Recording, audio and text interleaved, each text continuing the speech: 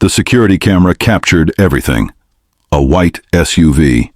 Accelerating, then impact. Metal crushing, glass exploding. Screams cut short. When police arrived at the Walmart parking lot off Highway 192 in Kissimmee, Florida, they found a scene that would make even seasoned officers pause. A silver Honda Accord, completely demolished. The driver's side caved in like a crushed soda can. Inside, a man and a woman, trapped, bleeding, barely conscious. And 20 feet away, a woman sat on the curb, hands shaking, mascara streaming down her face, repeating the same words over and over. I saw them together. I just wanted him to see me. This is the story of Jennifer Santos, a devoted wife, a loving mother, a woman who did everything right until one November night when she did everything wrong. By the time the sun rose the next morning, 2 people would be in critical condition, 1 woman would be behind bars, and a quiet Florida suburb would be asking the same question you're probably asking right now. How does love turn into this? Dark Stories. True crime is your home for chilling crimes, unsolved mysteries, and the darkest secrets the world has to offer. We uncover shocking cases, disturbing truths, and mysterious disappearances.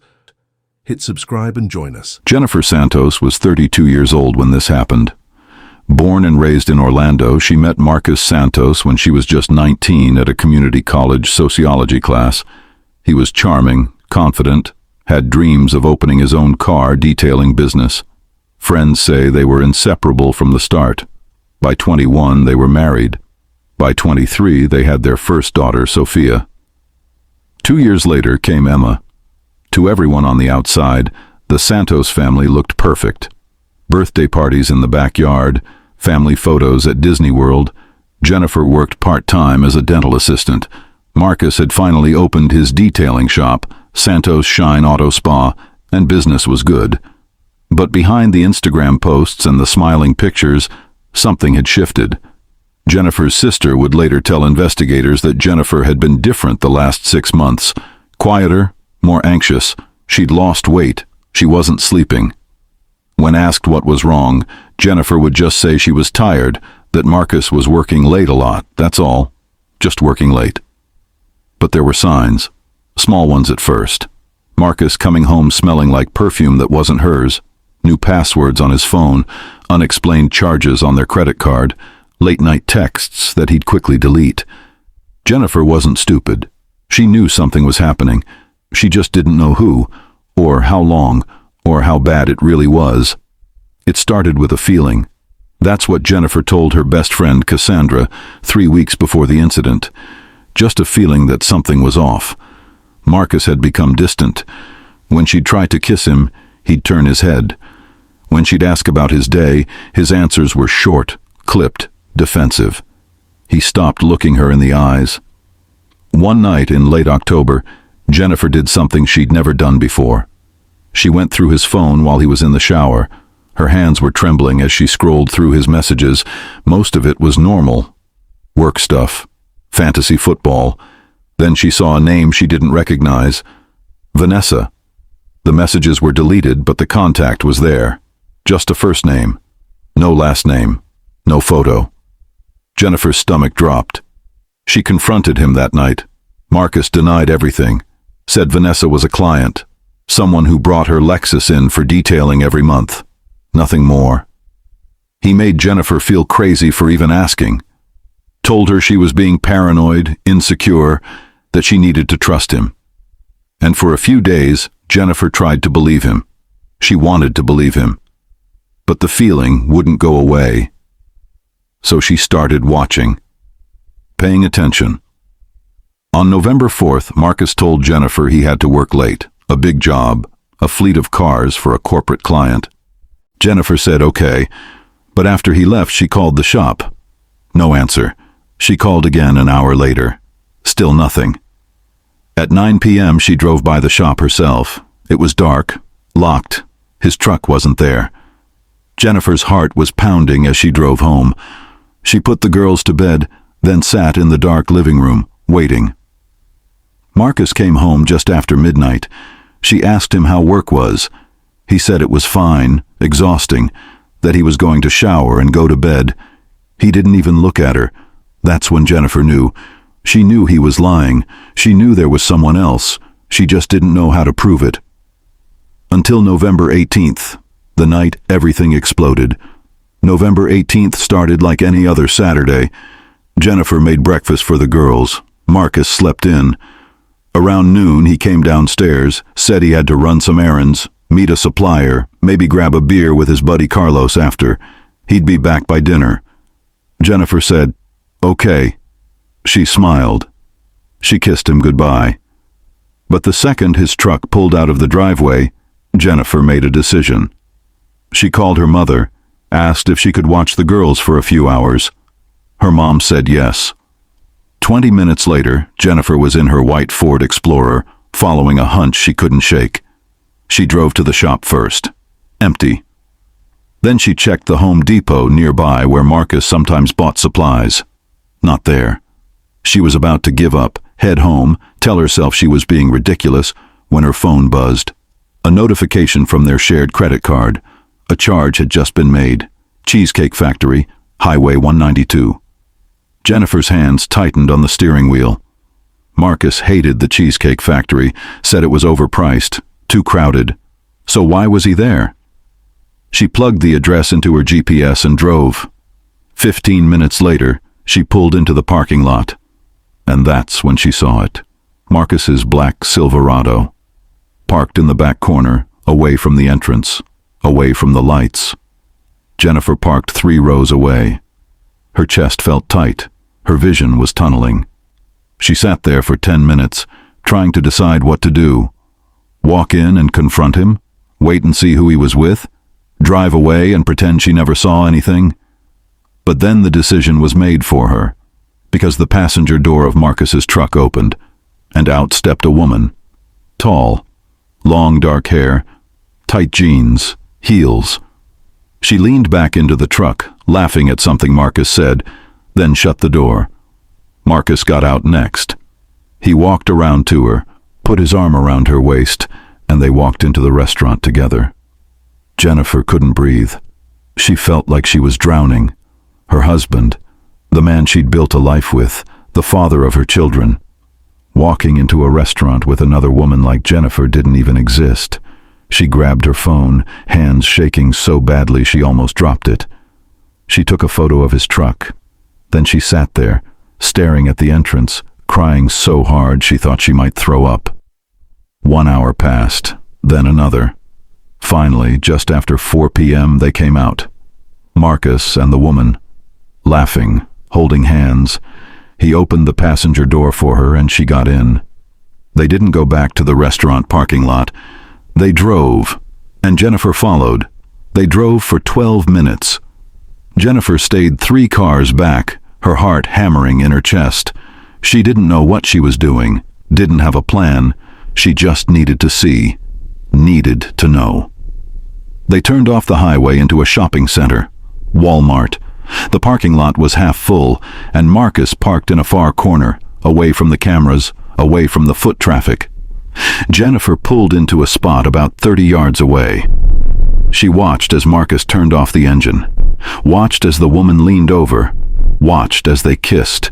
Not a peck, not a friendly goodbye, a deep, hungry, passionate kiss. Something inside Jennifer snapped.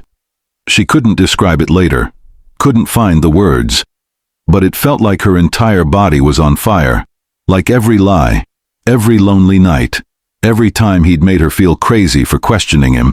It all came roaring to the surface at once. She put her SUV in drive. Her vision was blurry with tears. Her hands were shaking. She pressed the gas.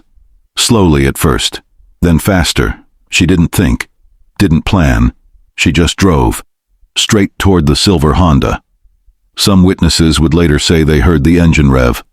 Others said they heard a scream, but everyone agreed on what happened next. The Explorer slammed into the driver's side of the Accord at nearly 40 miles per hour. The sound was deafening. Metal crunching, glass shattering, airbags exploding. The Honda spun sideways, smashing into a light pole. Jennifer's SUV came to a stop 20 feet away, steam pouring from the crushed hood. For a few seconds, there was silence. Then the screaming started. People ran from the Walmart entrance. Someone called 911.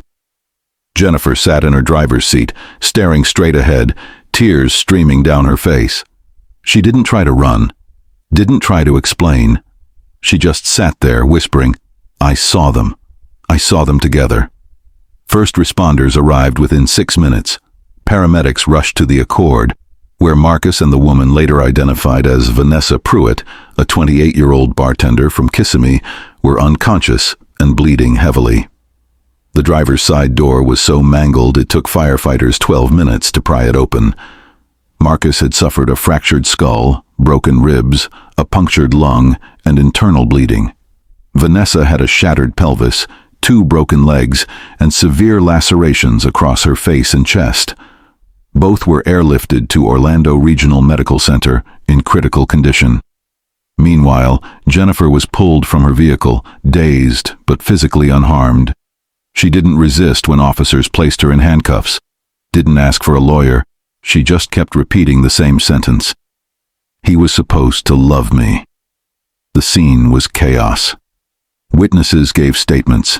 Security footage was pulled. Skid marks were photographed. And slowly, investigators began to piece together what had happened. This wasn't a random act of violence. This wasn't road rage. This was calculated. Jennifer had followed them, waited, watched, and then made a choice that would cost her everything. She was transported to Osceola County Jail and booked on 2 counts of attempted second-degree murder with a deadly weapon. Her bond was set at $500,000. By the time the news broke the next morning, the story had already gone viral. Local outlets picked it up first, then national, then international. Florida wife runs over cheating husband and mistress. The headlines wrote themselves.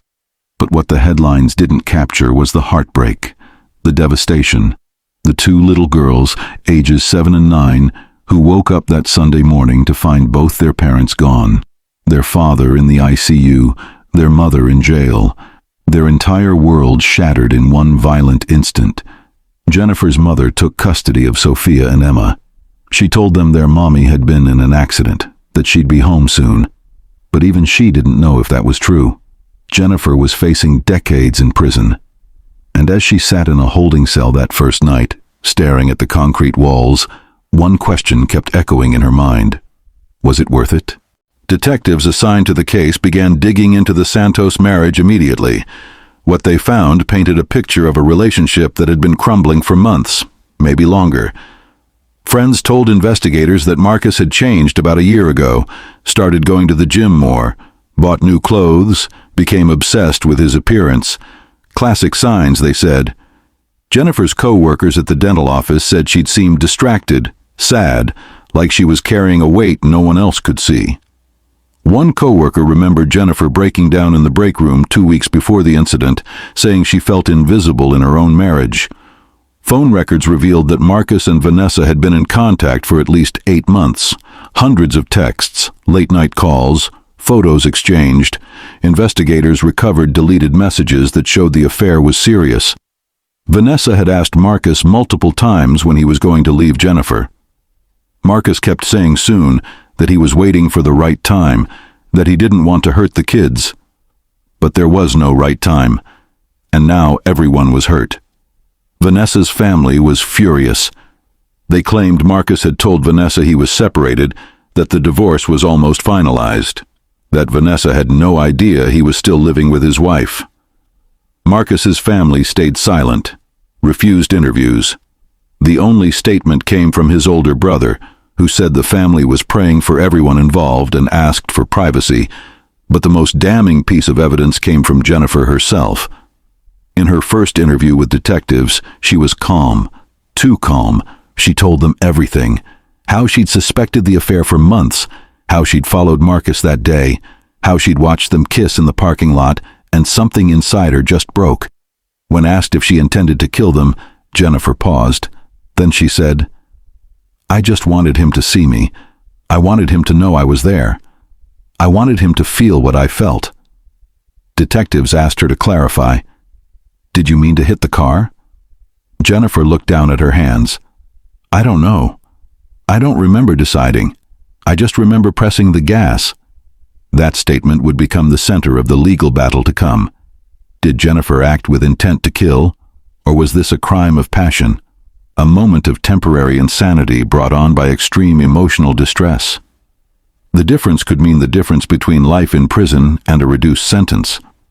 Jennifer's public defender argued that she'd suffered a psychological break, that years of manipulation and betrayal had pushed her to a breaking point.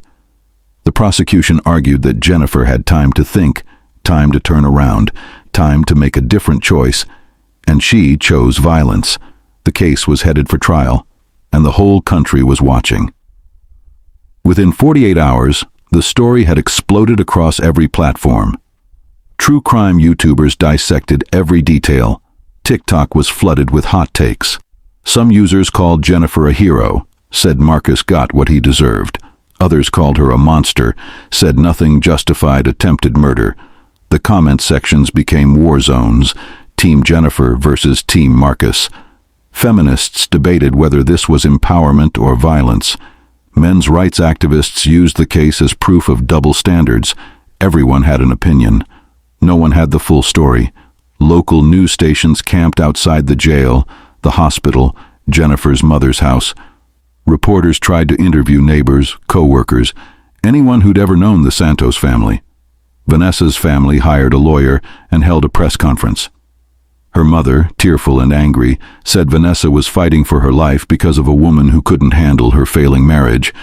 She said Vanessa had been lied to, manipulated by Marcus, and didn't deserve this. Jennifer's family stayed mostly quiet, but her sister posted a single message on Facebook. You don't know what she's been through. You don't know the hell she lived in. Stop judging what you don't understand. The post was shared thousands of times. Marcus remained in a medically induced coma for 9 days. When he finally woke up, he refused to speak to police, refused to press charges, refused to do anything but ask about his daughters. The hospital released a statement saying Marcus was in stable condition but would require months of physical therapy. Vanessa was released 3 weeks after the crash, in a wheelchair, her face still bandaged. She gave one interview to a local station. She said she never wanted any of this, that she fell in love with the wrong man, that she prayed for everyone involved, including Jennifer. When asked if she forgave Jennifer, Vanessa looked directly into the camera and said, "I don't know. I don't think I can." The interview went viral. Clips were played on every major network. And the question everyone kept asking was the same. Who's really the victim here? Jennifer's legal team knew they had an uphill battle. The evidence was overwhelming. Video footage, eyewitness testimony, Jennifer's own confession. But they also knew they had a narrative. A story of a woman pushed to her absolute limit. A woman who'd given everything to a man who threw it all away. The defense strategy was clear. Humanize Jennifer. Make the jury see her not as a monster, but as a wife, a mother, a woman who broke under unbearable pressure. They planned to call experts in psychology to testify about crimes of passion, about the effects of prolonged emotional abuse, about how betrayal trauma can trigger a dissociative state. The prosecution, led by Assistant State Attorney Rebecca Morano, wasn't buying it. Morano had a reputation for being tough, relentless, and she saw this case as straightforward. Jennifer Santos made a choice. She followed her husband. She watched him. She got behind the wheel. She aimed. She accelerated. That's not a momentary lapse. That's attempted murder. Morano's strategy was equally clear. Focus on the violence. Show the jury the photos of the crushed car, the medical reports, the scars Vanessa would carry for the rest of her life. Make them see that no matter what Marcus did, nothing justified this. Jury selection began in late March, 5 months after the crash. The courtroom was packed every single day. Jennifer sat at the defense table in a conservative blue dress, her hair pulled back, minimal makeup. She looked small, fragile, nothing like the woman in the mugshot that had been plastered across every screen. Her daughters weren't allowed in the courtroom, but her mother and sister sat in the front row every day, offering silent support. Marcus attended once, walking with a cane, sitting in the back. He left after 2 hours and never came back. Vanessa never showed up at all. Her testimony would be read into the record, and as the trial date approached, one thing became clear. This wasn't just about Jennifer Santos anymore. This was about marriage, infidelity, rage, revenge, and whether love, when broken, could ever justify violence. Opening statements began on a humid Tuesday morning in early April. The courtroom was silent as Rebecca Morano stood before the jury. She was composed, confident, every word measured. "Ladies and gentlemen," she began, "this is a case about choices. Marcus Santos made a terrible choice. He betrayed his wife, he lied, he broke his vows. But Jennifer Santos made a choice too. She chose to follow him. She chose to watch him. And then she chose to use her vehicle as a weapon. She chose to accelerate. She chose to aim. And she chose to destroy 2 lives. That is not passion. That is not temporary insanity. That is attempted murder. And by the end of this trial, I believe you will agree." Then it was the defense's turn. Jennifer's attorney, Daniel Ortiz, a soft-spoken man in his 50s with a reputation for empathy, approached the jury with a different tone. "What would you do," he asked, "if you gave someone everything, your youth, your trust, your heart, and they threw it away like it meant nothing? What would you do if you watched the person you loved most in this world betray you in the worst possible way?" Jennifer Santos didn't wake up that morning planning to hurt anyone. She woke up trying to hold her family together. But when she saw her husband with another woman, something broke. Not just her heart, her mind. And for 90 seconds, Jennifer Santos was not herself. She was a woman in agony. And what happened in that parking lot was not murder. It was a tragedy.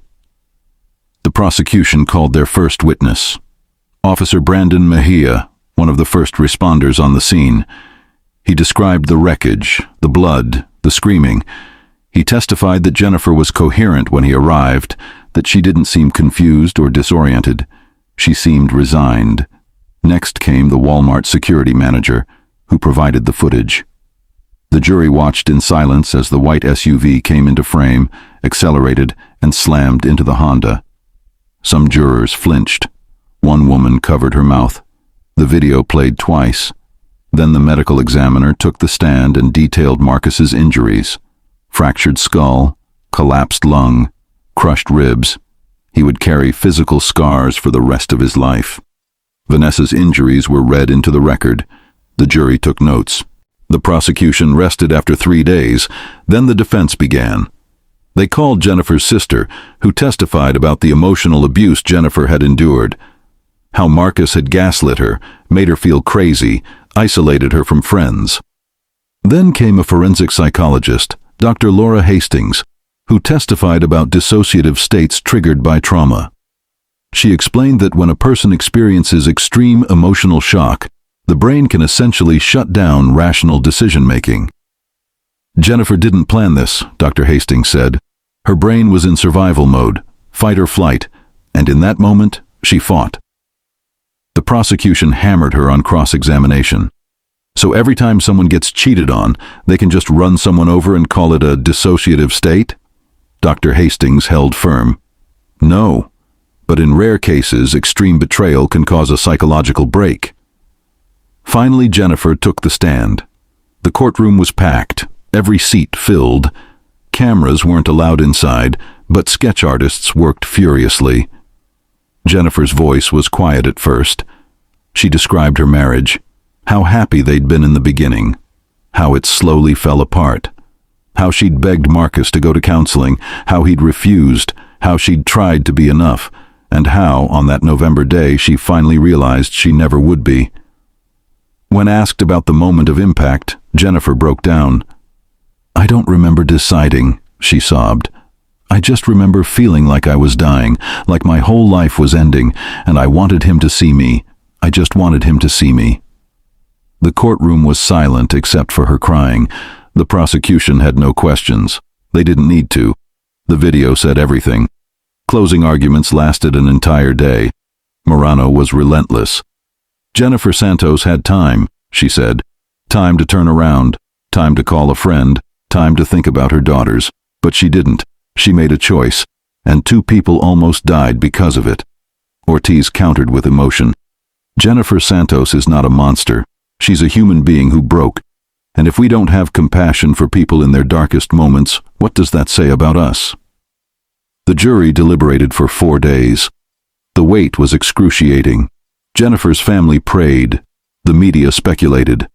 And on a Friday afternoon, the verdict came in. The courtroom doors opened. The jury filed in. The foreman stood. On the count of attempted second-degree murder of Marcus Santos, we find the defendant guilty. Jennifer's mother gasped. Jennifer closed her eyes. On the count of attempted second-degree murder of Vanessa Pruitt, we find the defendant guilty. Jennifer's sister began to cry.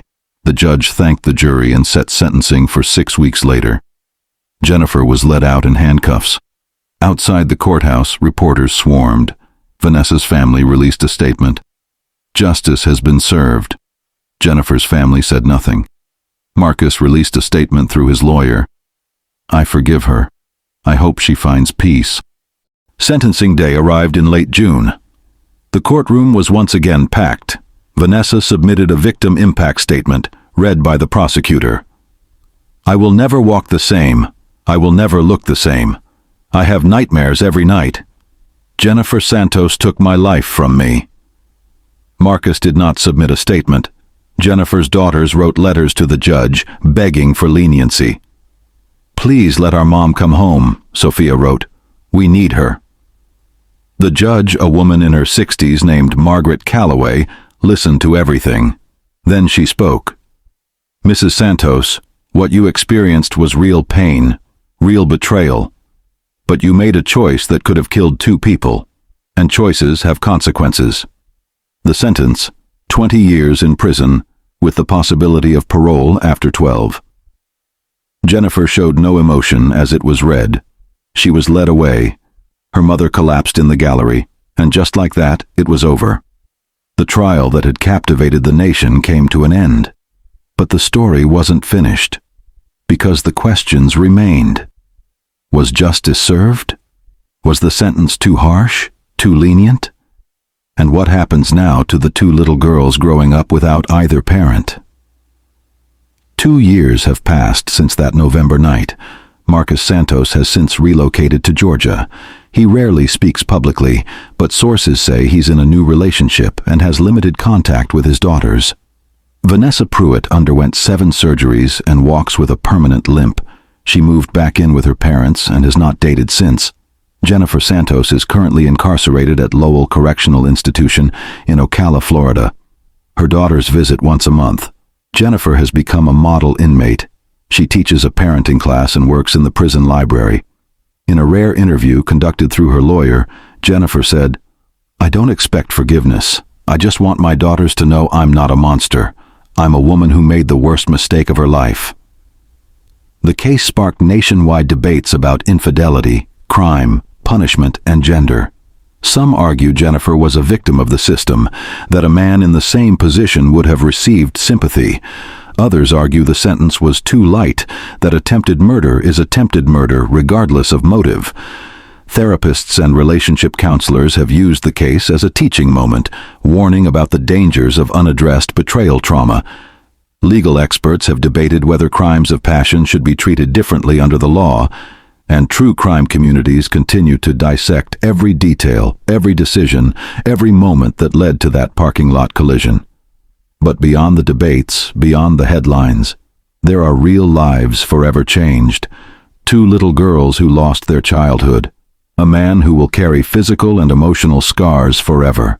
A woman who will carry different scars, the kind that don't show on the surface. And a mistress who became collateral damage in someone else's broken marriage. This is the cost of betrayal, the price of rage, the consequences of a single moment when love turned into something unrecognizable. So I'll leave you with this. If you were on that jury, what would you have decided? Was Jennifer Santos a victim who became a villain, or a villain who was always a victim? Drop your thoughts in the comments below, and if this story affected you, hit that like button. Subscribe for more true crime stories that make you think. Because the truth is, we're all one bad decision away from a story like this, and that's what makes it so terrifying.